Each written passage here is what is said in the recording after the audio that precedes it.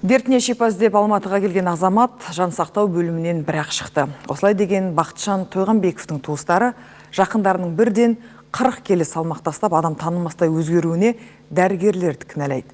Нақтысы тікшек айналасындағы іріңді мамандар толық тазаламаған. Кесірінен науқастың жағдайы күрт нашарлап, 90 келі салмақтағы ең кезердей азамат ауыр халге түскен.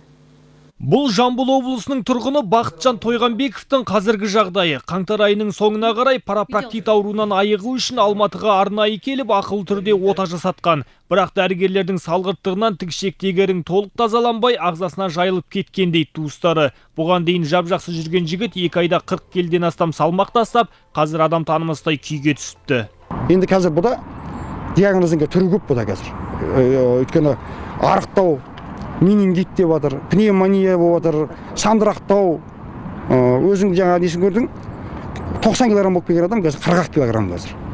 Анализді алаттағы, анализді результаты шықпай тұрып, бар кесіп тастайды. 12-ші больницаның өз ішіне салғырттығы.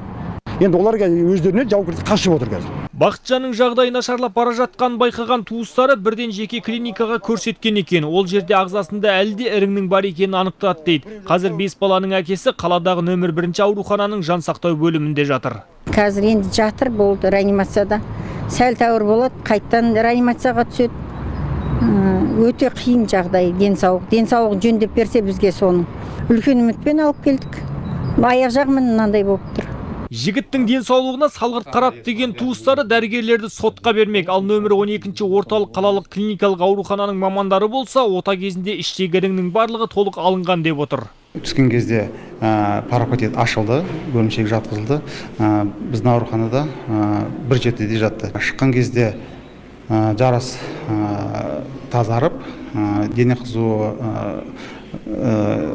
нормализовать етіп, шықты. Шығар кезде жара абсолютно таза болған.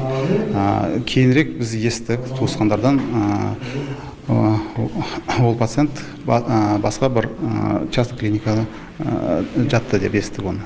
Қазіргі уақытта Бақытжан Тойғанбековтың туыстары нақты қай ағзалардың зақымданған білу үшін түрлі тексерістер жасатып жатыр екен. Және науқас емдеу барысында қандай ағаттық кеткен білу үшін шұғыл тексеру қажет деп есептейді.